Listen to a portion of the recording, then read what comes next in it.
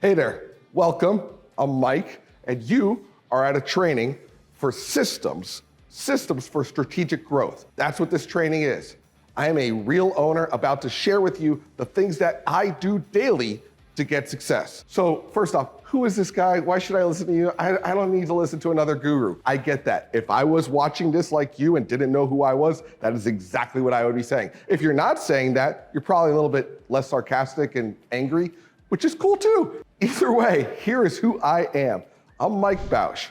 I own restaurants, real ass restaurants here in Tulsa, Oklahoma. All a part of my restaurant group, Andolini's Worldwide. Andolini's Worldwide started with Andolini's Pizzeria.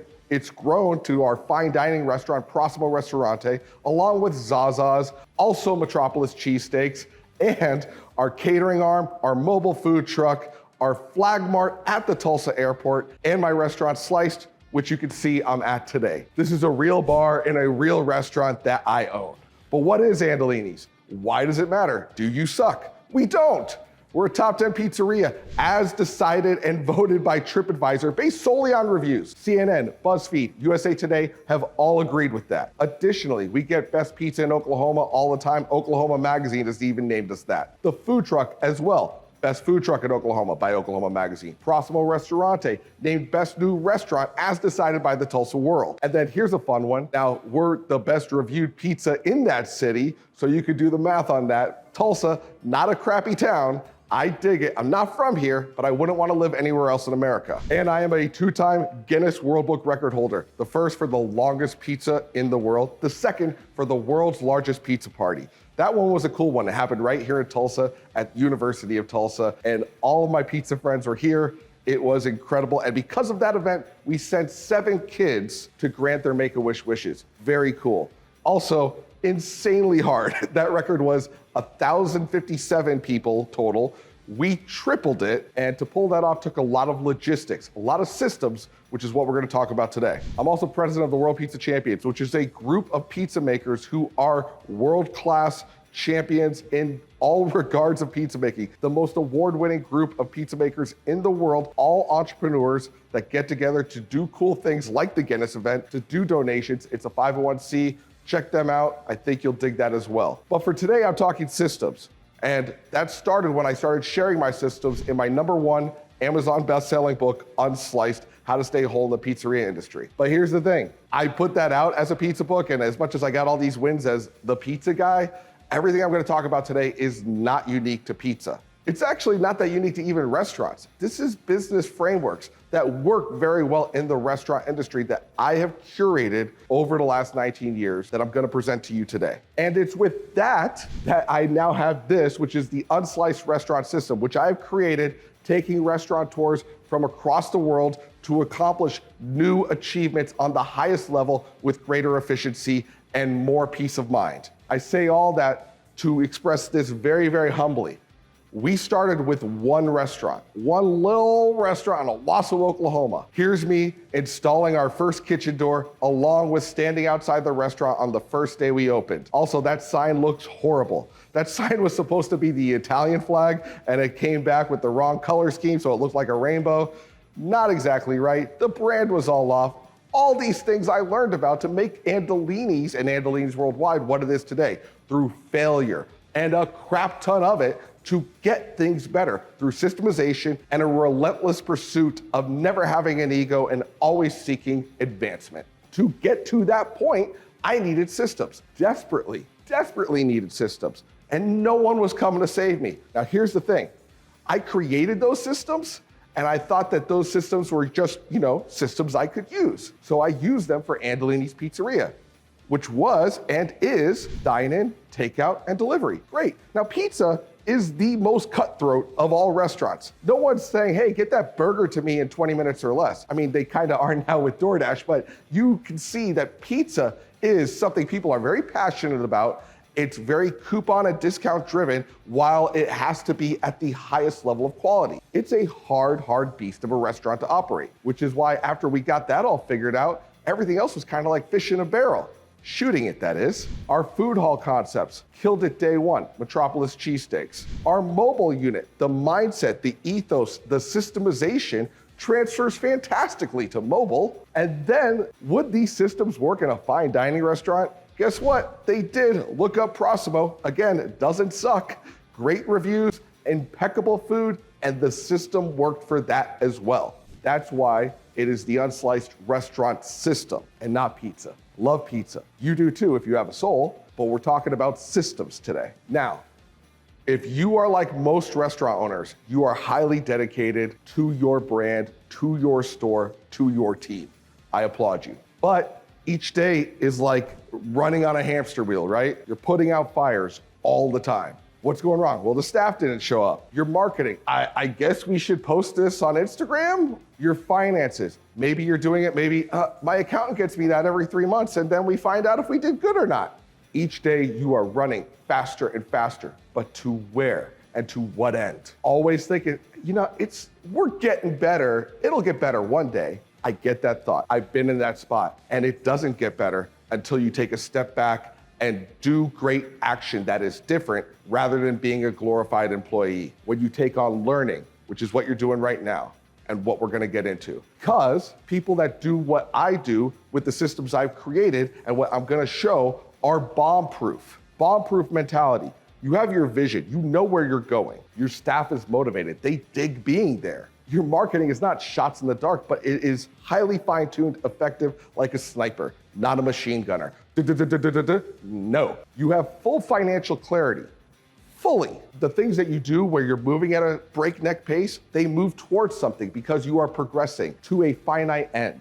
And the most important, this job, this career, this brand fulfills your life, not the reverse. It's getting you money to do your dreams, to live the life you want to self-actualize, as opposed to bleeding yourself dry of all your energy and having nothing left in the tank when you get home. That's what we have to kill. And that only happens through true systems. So again, I'm explaining a lot here, but I want to be hyper clear about what this training is intended for. This training is for these types of people. It's for you if you are an independent restaurant owner who's trying to make a greater impact while also achieving better and more consistent income.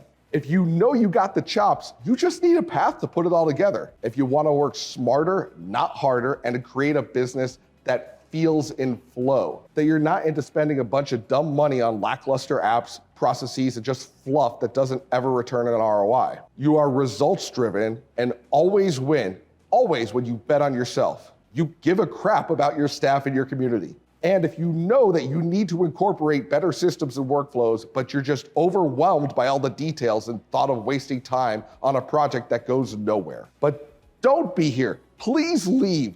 Go watch something else if you love the idea of being an owner and you do not value self-reliance. If you are just an information junkie entrepreneur and you never take action, if that's you, there's a lot of shows on Netflix for you. If you're not serious about growing your customers or your income or your impact, if you think you can save your way to prosperity, here's a heads up, you can't. If you think you've learned everything you need to learn about running a restaurant, if you fear growth and change, if you're okay with this whole thing failing, this is not for you. You're not a person who believes that betting on themselves is a smart move. You get frustrated instead of trying to fix your situation, and then you stop trying and you start blaming. This is not for blamers. This is not for don'ters. And if you look at a person who has done massively successful stuff and your immediate reaction is to dog their achievements rather than look inward to see an opportunity, this is not for you. And last but not least, it's really not for anyone who's not coachable. Still here? Now, I doubt if you are not coachable and you dog achievements that you would watch this far. So we've gotten rid of the fluff. You're still here. Let's rock. Game on. Because your restaurant is the biggest investment of your life. Am I wrong? Actually, Mike, I got a lot of money in crypto, so it's not really my biggest investment. All right, to that individual, I still say it's probably taking up the most of your time, right? Pretty sure it is. So here we are. Let's talk about it. Here's how you build anything. Anything. You ready? Specificity is the first rule. Specificity. What do I mean by that? If you have a piece of paper in front of you, better yet, 2 pieces of paper, I want you to fold it twice, then cut it. That's clear instructions, right? I want you to fold that paper twice, then cut it. You fold it once, all right, you fold it again. We're off to the races, and then we cut it. Now open it. Now, here's the thing. Imagine you had 2 different employees and you gave them those instructions. One is gonna fold it top ways down, the other one's gonna fold it wide side. When you say cut it, they're gonna cut it one person in the center, one person on the outside center, i.e. the corner. You see, when you unfold it, you have 2 vastly different pieces of paper. That's because you didn't provide specificity. And the inverse thing could easily occur where you then say, hey, the person that got it right, they get it. They're a smart employee. The other person, they're dumb. They don't get it. Why did they not listen to my very clear instructions? Problem is not them, the problem's you. And not that you're a problematic person, you just did not provide specificity. So whenever it comes to anything that we're going to especially delegate, explain, or have others do in general, we have to lean on specificity. Specificity is best broken down inside of a basic leadership plan. Basic leadership plan is a classic military principle. This is the difference between saying some stuff and having stuff get done. The framework of a basic leadership plan is very simple, but grandiose as well. Assess your surroundings. What do you have at your disposal? Then develop a plan. What are we gonna do about the problem at hand? Now communicate the plan. And once we've communicated that plan, we execute on it and then follow through. So let's start over. Assess our surroundings. We got a catering order. Let's say it's gotta be at the hospital at 5 o'clock. So if I know I need to be there at 5 o'clock, I'm gonna develop this plan and say, all right, I got these guys. I know the food should be in the oven by 4 o'clock. Therefore, we should prep it in the 2 hours that we have right in front of us, but not cook it yet. It's gonna come out of that oven at 4:20, and therefore I'll have 40 minutes to get it to where it needs to go. And that seems like a little bit too much time. Let's make it 30 minutes. Okay, the food should go in the oven at 4:10. It'll come out. That'll give me, hold on, is that enough time to put it into the bags? All right, well, if I walk it back from 5 o'clock at the hospital, I'll need 10 minutes to get up to the hospital and another 10 minutes to get there and another 5 minutes of loading. You know what? Let's also have 5 minutes of cushion. Also, you know what? I am a little concerned that once we're pulling it out of the oven, sometimes we might have an issue there. I want it all out of the oven at 4:25. Therefore, I'm gonna send it in at 4:10. That's the ticket. 4:10 is when I'm gonna send it in. So hey, my 3 guys, here's all the food, here's what we need to accomplish. This needs to go into the oven at 4:10, coming out by 4:25. So that's my plan that I've come up with. I'm now going to say that to the staff. All right, again, Daryl, you're gonna take the order, you're gonna do this, you're gonna do this, you're gonna do this. And here's the difference. I don't say, everyone got it? Do y'all understand? Don't do that. We are going to have this preferably on paper if this was our actual SOP with a full regimented plan. If I had none of that at my disposal, if nothing else, I'm going to perform the Napoleon's corporal exercise. I'm gonna say to my newest employee, youngest, least knowledgeable, recite the plan back to me. You got Daryl, he's delivering it, what time? Hold on, what was that? Preferably you could say, look at the sheet. Oh yeah, he needs to be there by 4:50, leaving by 4:35, out of the oven at 4:25. Great, thank you for that info. Obviously you understand the plan. Recite the plan, verify the plan, and that's communication of the plan. If they can't say it back to you, they don't know it. People don't want to be dumb. You need to have them recite it back to you to effectively communicate. Now, the 4th part of any basic leadership plan, also known as a BLP, is to now execute. We get back and we decompress. Daryl, what went right, what went wrong? Yeah, actually, there's a gate code at that hospital. So we had enough buffer time, but we probably need to know that for the future. Great, we'll put that in the notes for any hospital order. There is a gate code, and we need to verify that before we go. Now we have executed and followed through. If something went horribly wrong, hey, we were late, the food was soggy, I didn't really know how to load it, I needed a cart. Great, add that to the standard operating procedure, SOP, of what we're gonna do moving forward. So you, in your business, are going to have several, maybe even hundreds of these. If you're not documenting them in a very finite manner, you're re-explaining, you're wasting time, you're hoping, and then you're saying, why do these idiots not know what to do? It's not them, it's you. And that's a hard pill to swallow. But how are you gonna systemize all this? How are you gonna take all that on? Through a scientist mindset. A scientist mindset is the next thing that's so important with specificity and having a basic leadership plan, is accepting that you will fail. Accept that. You are going to screw this up. Just like a scientist, they don't do a formula once, then it fails and they go, I guess there goes that. Never gonna learn how to do that ever again. I guess I'll just go back to work in the graveyard shift. That's not what they do. They don't do things once and give up. They do it over and over and iterate, because that's not failing. That is failing upward, if anything else. It is not a downward spiral, but an upward spiral. You're gonna try something. It's gonna go right, but a little bit wrong. And you're gonna go down, and then you're gonna go up and down, but then a little bit more back up. And each time, you might see the downward, but you're forgetting that you are going in a progressively forward movement. That is a scientist mindset. If you try to tell people to do something and they don't hear you over and over and over again, just know it typically takes 7 times to hear it once. So if you've told your staff how to do something 6 times, you're 1 away. If you have a habit that hasn't been built yet, understand habits typically take, this is a full fact, 23 days. So if you've been explaining something to your staff for 3 weeks, you're only 2 days away. Now, hopefully we can reduce that with a more finite system, i.e. specificity. But to get progress is about failing. Think about your favorite skateboarder or any athlete. They fall. They fall down to be able to get that great win. You're gonna have to fall a little. Perfection is not your friend when it comes to system creation. What stops people from doing this though? Truly, what is the barrier to creating a system, sticking with it, and landing the plane? I'll give it to you very bluntly. It's ego, fear, and laziness. Ego.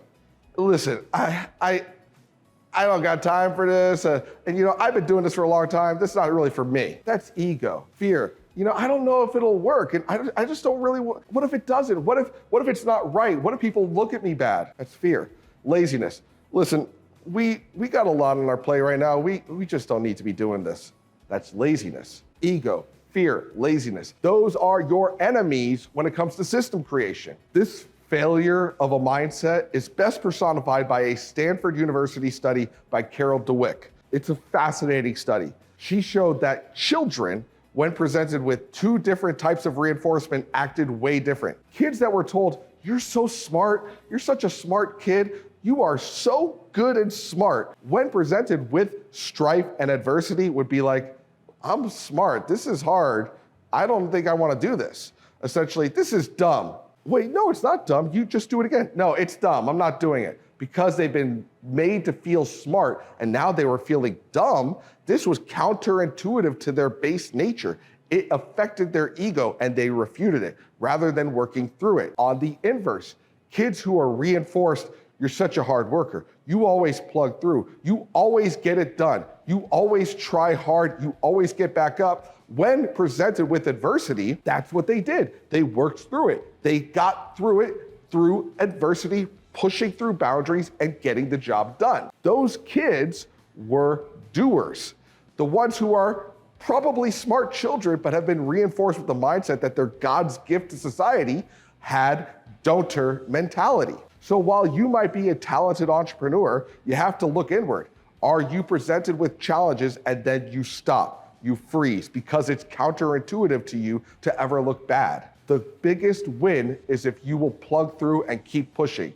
For any system we create, because I can give you the systems, but if you're a don'ter and not a doer, it ain't gonna work. Side note, I sure as hell stopped telling my child how smart they were after I did this exercise. Now it's all about, get back up, you did it. I'm so proud that you always plug through. I'm so stoked that you keep trying even when it's hard. That's the way to lead. And that's what I seek out of all my staff too today. Again, these phrases, it's not for me, it didn't work, that's dumb. Those are the statements of failure, and not good failure, not the type that we want where we fail forward. Those are the statements of quitters. And it's only failure, true failure, when you quit, because now no more forward progress can occur. And that is the key, to keep moving forward with progress, to keep iterating on the system, to go and go and go and go a little more until it's better, until it's tighter, until it's perfect, and then iterate again. Here are some tools you can use today to ensure you grow. As I mentioned, a basic leadership plan, a BLP, and then you gotta have accountability tracking. along with directly responsible individuals, a parking lot, and a level 10. Let's detail what all these are. Basic leadership plan we know now. Accountability tracking is who is supposed to be doing what? Who is in charge of what section? Whether it's marketing, finances, the line, ops, schedule. Who is doing it? When is it due by? Are we all aware of who's doing what? And who is doing it is not a group of people, but one directly responsible individual, your DRI. So when it comes to a location schedule per se, if you want to make sure it's done soon enough that everyone knows when they're supposed to come to work, who is the directly responsible individual who's supposed to get the schedule out? It's a very simple but very relatable problem in the restaurant industry. If you have, oh, the whole management team is responsible for it. No, they're not. You don't have a directly responsible individual. Here's an even better way I could describe that. You ever send an email to 4 people and get no response? So if you sent an email to 1 person and you get 1 response, if you send it to 4 people, you should get 4 times the response. Why does that not happen? Because of those 4 people, they're like, well, I don't want to step on their toes, or she'll probably answer it, or I don't know if I have the best answer. Maybe someone else will answer it, or I just don't want to answer it. They'll take care of it. That's what happens when you have a group in charge, is no one's in charge. So for all things systemization, for all things delegation, you need a directly responsible individual. And that directly responsible individual needs to be held accountable to whatever is inside the accountability tracker inside your basic leadership plan. For all things that come up that you just don't have time to do, like, yeah, we really want to take on revising training, but that's a great idea, just not today. You have to have a parking lot of ideas of all the things you're going to do, of all the things that you want to do someday or can't do today, this week, this month, in a parking lot. So those ideas don't die. Ideas die when no one has them managed somewhere. So this is a system for managing future systems that have yet to be created in your parking lot. And last but not least, you have to have a level 10 meeting, a meeting where everyone's gonna rate this meeting and say, was this a level 10, level 8, level 5, and kind of not worth our time meeting? And I'm gonna get into how to have a proper meeting in a moment. So again, accountability tracker, who's doing it, by when, what is the specific task, who is at their disposal with the BLP, and very importantly, do you accept this role? If you say, hey, I want you to revise all the training. Me? Yeah, you. All right. That's not acceptance of a role. They're not into it. You delegated it. They don't know what they're doing. They don't want to feel dumb. They're not into it. It's gonna fail. They have to know they are the DRI and want to be the DRI. Again, directly responsible individual. And then that perfect meeting. Are you having meetings? Good. Are you having good meetings? Are you having meetings that you think are good, but your staff is kind of checked out? Probably the most likely scenario. So here's how to have a perfect meeting. First and foremost, you have to get the wavelengths of the group aligned. That sounds like some hippie horse crap, but it actually matters. So you're gonna start with a best and best. You're gonna say the best thing that's happened to you professionally and the best thing that's happened to you in your personal life. This sounds like it's superfluous and a waste of time. It's not. You could start it off with, best and best. For me, I'm really excited I got to see my son play t-ball this week and he had a dinger, which was awesome to see. Professionally, I'm really excited that our sales are up 10% above last year, which is what we set out to do, and we accomplished it for this store week over week. Very cool. It's that quick, it's that effective, it sets the tone. Some people are gonna come into this meeting with a whole bunch of garbage on their head. They're just angry about life. This calms it down, evens things out. Without doing a full-blown icebreaker, it levels out the room. Also, it gives you a little clue as, oh yeah, that's what they're doing in their life. Huh, good to know. They're not just automatons in the restaurant machine 5000. It evens the day. Then it sets the tone for true action to occur. Everyone's gonna go through their directly responsible individual tasks and say, this is on track or off track. If it's on track, great, keep going. If it's off track, we move it down the list to discuss later. And that happens in the IDS section, identify, discuss, solve. Now, if you don't triage what should be talked about first, you might find yourself at a meeting where you're saying, hey, I don't like this t-shirt design. I don't like it, but I like this one. Well, we should talk about this. Well, we should talk about this t-shirt. And you have a 45-minute discussion about t-shirts when sales are in the crapper. That's why you have to triage what you need to talk about first. So if someone's off track on creating training, all right, we'll move that into the IDS section. And if someone's off on upselling, and if someone's off on maybe an HR issue. Hey, all right, we got all the issues we want to discuss. Let's take that HR issue and move it to the top of the list, because that is a massive red flag. And then you go through your issues. When you know how much you need to get through, you will act accordingly, typically. But if something that's 7th on the list doesn't get talked about, it's 7th of importance, and it's okay to push that off to next week. Now, while we go through all these issues, as you go through each and every one, if you notice that one of them is gonna require more work, you'll assign that as a new to-do, either to that directly responsible individual or a new person. But regardless of who it is, during the meeting, you're saying, all right, great, Matt, that's your to-do for the week. Larry, all right, add that to the to-do list. And someone is documenting all this throughout the meeting. Once you've delegated all those to-dos, now it's time to rate this meeting. This meeting should have had everyone talking, not just one person reading everything off, but everyone discussing things. If we make forward progress, if we are better as a group, as a store, as a business, once we leave this meeting, then it's a 10. When people are like, I don't give 10s, you can give a 10 in this meeting. It's not a 10 if people were late, if people were distracted, or if it really wasn't worth anyone's time. It might be an 8 because someone was late. It might be a 7 because you kind of meandered. If it's a 5 or less, it's a garbage meeting and you need to reframe what you're doing in meetings. But this prevents garbage meetings because it gets buy-in at the start and verification of the workload at the end. That is how you hold a meeting. That is how you make systems. That is how you engage in growth. Now, with all that systemization, that's all about delegating. What about you? What are you systemizing? If you're saying to me, Mike, I got this. I'm doing just fine. I got one store, I can handle it. Cool. That one store is like a grocery bag you're holding. Now, if you're at 2 stores, it's kind of like 2 grocery bags. Can you walk? Sure. Can you run? Not well, but you're able to hang with that. What happens when we get to this point? I got 7 stores. Now, it might not just be the stores. Even at one store, I got the schedule. I got to handle the payroll. I'm also making food on the line. I'm also the one going to Sam's Club and Costco each day.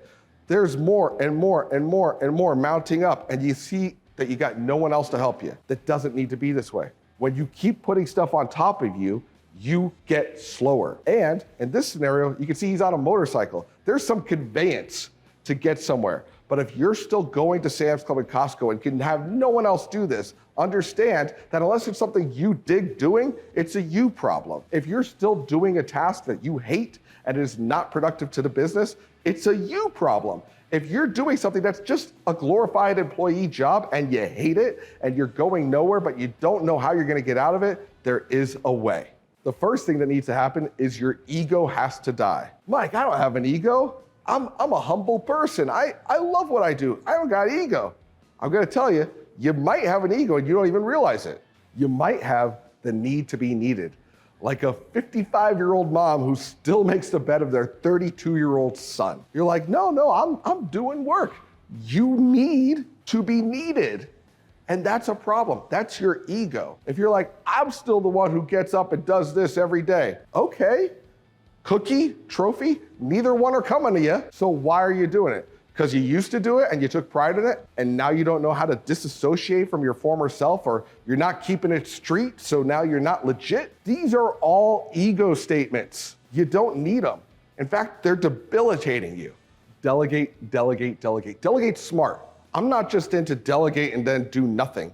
It's about delegating smart. Whether you're at one store and you just are doing everything, even when you get to 4 stores, just more piles on, piles on, piles on, and now you move slower because you don't have it systemized, and it's debilitating. So all the frameworks we talked about thus far are a mandate to get you to where you want to go. But of course, you right there have to systemize yourself and truly think about what you need to be doing. So first and foremost, document it in a shared file. Google Drive, Dropbox, of what you do throughout a day. How do you do it? Where do you go to do it? And there's multiple ways to go about it. If it's something where you're doing it in the store, like I opened the store this way, I put this aside, I pulled these things out, film it. Have someone else film you with an iPhone. Again, you don't need to be Scorsese here. It's simple. All right, I walk in the store, I turn this light on, I go to the code, I do, that's just opening. Think of any of your tasks. If you want to really systemize your day, write out your day. What did you do from 8 to 8:15, from 8:15 to 8:30? All those things can be documented, all the physical tasks. of what you're doing can be documented. Then all the computer tasks that you do can also be documented. And the best for that is an app called Loom, Loom. It is super affordable, and you just go, click the Loom, do your thing, speak to camera about what you're doing. Let's say it's putting in the produce order. Let's say it's getting a new person onboarded. Document it out. Everything that you do, no, I'm the only one who knows how to do it. That's a problem. Fix it by documenting it. Then you can house it somewhere safe again. Google Drive, Dropbox, a thing like Notion could work. Somewhere safe where it's all documented there for employees to view. Whenever you say these phrases, know you're screwing up. I'll just do it. Who am I not to do that? I'm not gonna pay for that guy to do that. They're gonna screw it up. Those are the statements of failure. I wanna tell you about a little group of people known as the Marine Corps, all right? Now, this is a group of doers, but it is a fleet across all of the world that needs delegation to achieve their goals. Here's a group of Marines at the Battle of Guadalcanal. Now, because of them, we did not lose World War II. The Marine Corps and the Americans beat the Nazis. Who did it? 17 to 19-year-olds defeated the Nazis, all right? So, guess what? They can also case sausage. They can open a store. They can file a report. They can plug in a vendor order. It's not rocket science. It's not special. You're not special. Your ego is not your friend. You can delegate these tasks. What should you care about? What should you have not systemized? Well, instead of managing people, manage KPIs. Know what the standard is, understand it, make everyone else aware of the standard, and then verify the KPI. An example of a great KPI is, what is the average ticket of this location? All right, if the average ticket is going up or staying where it is or meeting your expectations, then you really don't need to have it out with the front of house manager. They're doing their job. Verifiable by data. The incremental revenue per transaction. That is a report showing how your employees are doing on a case-by-case basis. If the average ticket, let's say, is $20, and this employee always gets on average $25, then their incremental revenue per transaction is $5 more than the average employee. That's a great KPI to know about who your all-stars are. And of course, your food cost and your labor cost. You need to know those. You need to have a system for getting all your financials very tight, very finite, to know your combined prime cost. If you don't know that, then it's like you're in one part of the world trying to drive to another part of the world, and you're just gonna drive in that direction and hope you get there. So let's say you live somewhere in Canada, and you wanna get all the way down to Florida, and you're just gonna get in your car and drive. And let's say every 500 miles, you have someone who tells you how far you drove and if it was in the right direction or not. That's what it's like when you have an accountant who gives you your financials every 3 months, as opposed to a GPS telling you, you make this turn and this turn and this turn. So you avoid going in the wrong direction with actionable data. That is what you need to have at your disposal. That is what you need to be managing. That is what you need to know as a fact, as a KPI. So this is how you should operate. This is how you should operate your life and your business. Systemize everything. Everything goes into a system. Every aspect of every nuance goes into a system. And then if you don't want to do that system on the daily, let's say you hate financials, you gotta learn how to do them first, which ain't super hard, mind you. Once you learn how they should look, how they should flow, at that point, you can delegate it and then go back to doing what fills your cup. If you love making food on the line with staff, great, do that. Once you've delegated and verified everything is running like an organizational maven. To fill your cup, you must free your time by delegating and outsourcing. You must know how to do everything, but then delegate that which you despise and have a KPI on it, a key performance indicator. You need to do what moves the needle for your business. And a big part of that is setting a weekly goal. Right now, while you're watching this, not theory, actual, I want you to think, what would make this week a win? If you had, let's say, a better awareness of your numbers, if you had done a P&L yourself, let's say this week would be an absolute win for you if you knew how Instagram worked. It would be an absolute win for you if you were able to systemize that one thing that's a pain in your ass. All right, you got that one thing? That's what you're gonna do this week. No, Mike, I can't. I got this and this and this and this and this. No minutia email, no random little auction thing you gotta get a basket for. None of that matters to the one win of the week. Get that done first and then take care of the minutia. It's very normal to say, I gotta take care of this, I gotta take care of this, then this, and this, and this, and this. And then if I have time left, I'll do the thing that'll move the needle. It's backwards. You gotta start with the thing that moves the needle and then take care of all that other stuff. The auction basket ain't going anywhere. The emails, they'll still be there. And I know that's hard. As a guy who loves inbox zero, that was a hard lesson to learn. But I've learned it, and I gotta tell you, it's a way better way to live when you put a point on the board every week and not when you work your ass off to have 0 points on the board. How are you gonna accomplish that? Set an appointment for, I think it's gonna take me 2 hours to learn Instagram, or at least get better at it. I think it's gonna take an hour and a half to plug in my numbers with someone who knows what they're doing on this. I think if we had a better camera system, that would be really smart. I'm gonna dedicate 3 hours to that. Mike, where am I gonna get 3 hours? There's 3 hours somewhere. Whether you split it up, whether you do it all at once, and you put it on the schedule, you turn off all apps, you put headphones on, you put readers if you need them, you turn the lights into the perfect light setting, you block out the world, and you do. That's how you make forward progress. You time block effectively. Because I'm gonna let you in on something here. Only you can create systems. Only you.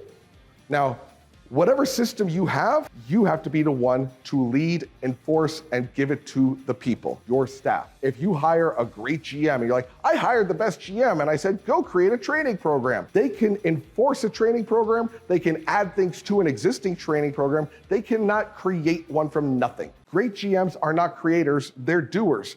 You're the creator. Only you can be the face of your brand. If you outsource that, it's wasted money. Only you can negotiate the big deal. That's what you can do.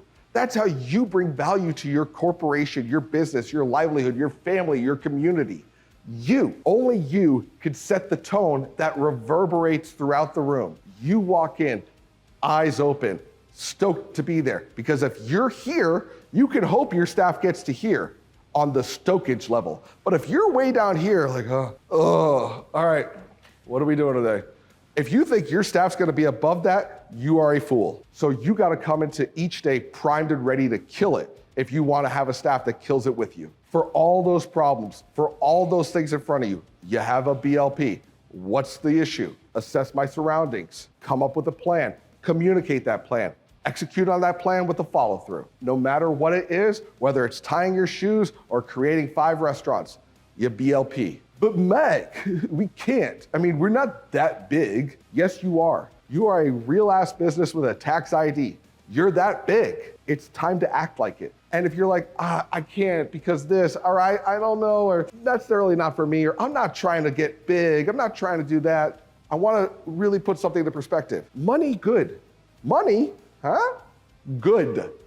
Money, coming back to it, good. Let's get clear on that. Because when you have money, you're able to provide for your staff. When you have money, you're able to do bigger things. When you have money and you're doing more transactions, that means more tax dollars to your community. Money, good. All right, are we clear on that one? Getting more money means systems. Growing means systems. Your sanity, your ability to go home at night means systems. Whatever you're gonna say next to that, whatever caveat you're about to say, I want you to know you're right. You're right. If you're like, Mike, it just wouldn't work for me because of this, you're right, it's not. If you say, Mike, I heard everything you said, and I now know what I should be doing. I'm gonna do a BLP. I need some more direction, but I know I can do this. You're right. Whatever you decide, you're right. You wanted to open a restaurant. You did, didn't you? Because you were right. If you thought you would fail, you did. You're right. When you decide, if your goal is to attempt to try, you'll make that goal happen. If your goal is to make sure it happens come hell or high water, it's gonna happen because no matter what you decide, you're right. I believe that everyone who owns their restaurant needs to be an owner and not owned. That is something that is possible. I've seen it, I've done it. I know it to be true. And that is why I've created the Unsliced restaurant system. Because for all the systems I've just talked about that you can create, I've done the work. As much as your staff shouldn't and can't create systems, I can, and you can take them. This is one portion, one idea portion of one module in the Unsliced restaurant system. Because again, what is the restaurant? the biggest investment of your life. Big question. Is failure an option? Truly, think about it. What happens if this fails? If the answer is a categorical no, then we got to do some stuff, right? Also, is the goal to be good? Yeah, it's good. Or is the goal to be great? What did you sign up for? To be good or to be great? Now, if the goal is to be great and failure is not an option, how fast do you want to get there? 10 years, 20 years, 5 years? Faster than that? How much does it cost you on a daily basis? Not just financially, but mentally, socially, not being there today. Truly, think about the cost. Think about the things that you have not been able to do. Think about the pain that you have taken on. Think of all those things. How much is that costing right now? Mike, I don't have 5 years to create systems. Cool, I don't want you to. If you work with me, we will systemize your growth because that's what I do. It's what I love to do. I love creating systems. I love creating effective systems and iterating the hell out of them. I'm a dorky ass nerd for some systems. I also like the world to be better, especially my favorite type of people, restaurant people who bet on themselves, haul ass for their communities, and accept failure never. Here are some people that are just like that. Others who are now unsliced. On one side, I feel like I'm bulletproof and I have a really good understanding of the financial aspect of my business so that I can continue to drive that forward. One of the things I've stopped doing is making excuses for myself. And, I've got this saying, excuses make you feel better when you lose, but they don't make you a winner. You really need, I think, is continuous reminders about how to do things the right way. So even if there's things that I might have known, now going through the Unsliced restaurant program, I see those things and I'm like, hey, you know what? I knew that, but I forgot about it. I didn't implement it. So sometimes we just need a little kick in the butt, a little tap on the shoulder, a little reminder to say, hey, these are the right things that we need to do. So that's their story. But how do you accomplish this? Well, what is this system? All right, let me tell you. If you're still here, I'm stoked, and I want you to be stoked as well, because it's pretty special.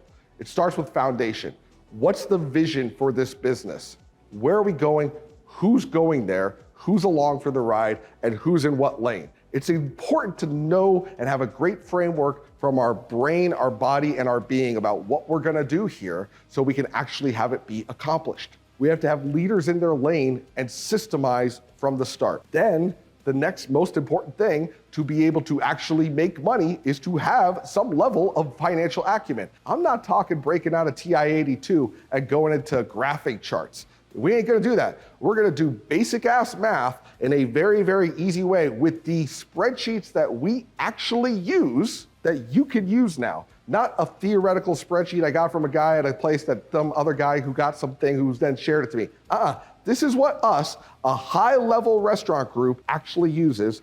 Silver platter, performance, taxes, profit and loss, all of our statements geared towards the restaurant industry in a manner you can actually utilize. Understanding your COGS and next level food cost and labor strategies to reduce those and maximize ROI. Then we get into the brand. What is this restaurant and why should I give a crap? Who is the ideal customer? What is the food saying? What is the service and ambiance all coming together to actually achieve? Do they actually match up? How do we deal with it if it doesn't? And then, and only then, are we prepared to market this business. With our marketing, we're keying in on that customer to increase their purchase pride. I love this, these guys are the best, this stuff's amazing. And reduce their purchase anxiety. To truly then do marketing to that customer, we have to understand who we are, who we're targeting, and then not waste effort, time, and especially money, because most marketing is total garbage. We know our unique selling point, or points rather. We have a strategy, a cohesive, easy to implement, executable, and consistent strategy that is going to then preserve our digital presence to have a true ROI digitally, to get accolades from the only word of mouth that matters now, reviews, to then have that support our catering arm to get the real cream of the crop on top to make that cash money, and with everything to have loss prevention of our customers as a key component, that we're not losing our customers, and if they are ever feeling failed by our brand, that we have a way to mitigate that, support it, and get them back. Along with having staff who digs being there, employees stoked for your brand, stoked not just to work in the restaurant industry, but work for you in your restaurant because they dig you, they dig this company. That takes values, true core values, Sounds like corporate BS. It's not, and there's a very specific way to go about it. How to get great employees, how to know if they're gonna be great, and also find the diamonds in the rough. How to keep those great employees so that a year, 2 years down the line, they're like, I would never leave this job. These guys are the best. How to make them efficient, how to make sure they are doing what they should do on a daily basis, and they know that they're doing what they should do. And that comes through effective communication and proper leadership. And then to make some real money through proper relationships with our vendors. All of our vendors, what are we buying? Are they the best person to buy it from? If they're not, how do we get them to become that best partner and reduce the pariahs in our industry? Even the regulatory arms that we deal with, how do we get them all on board to be cool with us so that we are moving at an effective level and making money based upon that effective level, so that they're not just saying, these guys are kind of a pain in my ass, and you're not going up to them, hey, reduce my cost. Sure thing, bud, and they do nothing. There are certain things that I have detailed because I've interviewed those reps, those retired reps, that when you say these things, they gotta cave on it. So you are going to get money back immediately through the scripts, the details of what I give in the Partner Pariah Mindset program of the vendor arm of this module. And last but not least, systemization and expansion. Do you wanna grow? Cool. Do you just wanna be home by 6 o'clock? Cool. Systems are how we get there. SWOT analysis, a true SWOT analysis, along with taking everything that we've done up to this point and everything that we've built to then systemize it. And truly at this point, know not what can I do, but what should I do? That's the key difference, to know that, and how to know that, and how to go about it once you know that. In the Unsliced restaurant system, with all that, there's two other massive components to it. It's not just a course, it's accountability, it's check-ins, it's verifying you're doing the work and that you have a path to success. On top of those check-ins, you will eventually give your materials back to graduate the course. It's there for you forever, but we want you to grow. And even once you graduate, you're not done. You get to then see the work, keep working, keep being in the network of our community, our ever-growing network of hard-working, kick-ass entrepreneurs from across the world, giving you the benefit of their knowledge, sharing that knowledge in a can-do, let's get this done. We dig life, we dig our restaurants, we dig our people, and this is how I'm doing it. Whether it's, hey, this isn't going right, what should I do? Or big win today, super stoked about it. Or how do you handle this thing when this thing comes up? All of those, you now have a whole mastermind network, and not a BS one, ready to work with you. In and of itself, the value prop is there, but all this combined is what you have in front of you now with the Unsliced restaurant system. I built this because a restaurant is a big ass boulder in front of you. And I broke that boulder up with my fists for years, punching and punching away at a boulder. You probably feel the same way. Right now, you are punching a boulder, breaking it up in a hope that it'll break down with your fists, hoping one day you'll have a hammer and chisel. And I get that. My hope was to create the hammer and chisel. But over time, I've created a jackhammer. This program is a jackhammer. It works. And instead of just saying, hey, one day you'll get to my spot, I'm saying, here's my jackhammer. You want a jackhammer on that boulder? Cool, bruh. Here it is. Because nothing changes if nothing changes. I'll repeat that. Nothing changes if nothing changes. If the way you feel and work today is how you want to feel, work, and live in a year, 2 years, 3 years, identical, then cool, congratulations. If that's not what you want, then you need a jackhammer. I want to be clear. I've invested close to $500,000 in different consulting firms, specialized consultants, apps, programs, things that didn't work, a lot of things that did, and it is a mountain of stuff that is all translated into a massive return on investment. I now have 12 locations. We do 8-figure revenue and have currently 297 employees. That did not happen by accident, that happened with systems. But the average restaurant can't afford all that stuff. So let's break it down and make it actionable and tangible for the individual restaurateur. I'm gonna be home for dinner tonight. I'm gonna be able to go to T-ball practice. I'm gonna make it to movie night. It's not gonna be a problem. Even with 12 restaurants, that level of revenue, and that many employees. To create the Unsliced restaurant system, I interviewed over 50 restaurateurs to see if their problems were the same as mine. And there was very different problems. So I curated this system to all of them, to the macro level ones that were affecting everyone. Some people need more financial clarity. Some have no awareness of marketing. Some just need better systems. Some have owners eating at each other daily, and a myriad of other problems. I've created the system to holistically go from start to end, dealing with all of them in a way that is curated, that works for all independent restaurant owners. That's what happened with the URS beta. And I could say there was massive wins posted up across all the people that did the program. People across all of the world. We brought value to those clients. How much value? Well, nothing short of 5 times ROI, on average 10 times ROI per store per year. To really put that into perspective, here's Kieran Kelly. He owns Pizza Guys in Belfast, Ireland. His words, the investment, the ROI, staggering, posting up $83,000 that he verified in either savings or more profit within just 3 months. Now that's a big number, but it's real. And all of the people who have done the program can verify this. This is real, it's actionable, it's tangible because it was made by me, a real ass restaurant owner with success behind my name. I would not hire an overweight trainer. I would not go to a poor fiduciary. And I would expect you to do nothing less when it comes to your restaurant advice. And because I've shared the vision of where I want our company to go, they've all jumped on board and are right behind it. The new relationships that we have now found with good partners has saved at least 20 to 30,000 pounds just on that one thing that I was overlooking. And some people could say that's so simple, but it's simple when you're coached and you're looking for the right things. So you've seen all the things that I'm doing in terms of the theory behind systemization. But if you want those systems, the tangible, here's how to do it, here's exactly what I'm using, here's the exact SOP, the Google Docs, the Excel spreadsheets, the workflows, all of that, right there on a silver platter, then just fill out this application. Costs you nothing.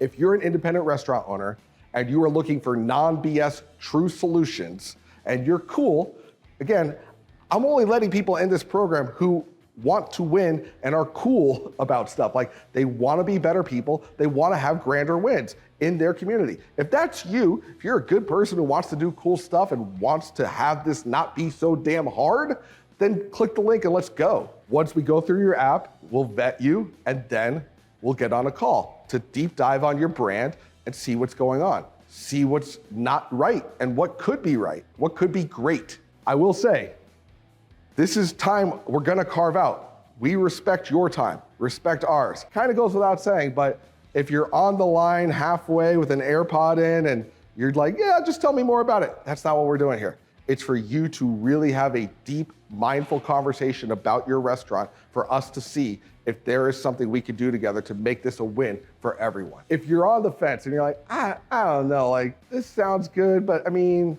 I don't know if I need a system. Let me think about it. I'll give you a story. 3rd season of The Simpsons. Homer's in the attic and in comes Bart, says, hey, what's this jacket, Dad? It says Disco Stew. I ran out of studs to write Disco Stud. Next scene, here comes this guy. Bebopping down the road.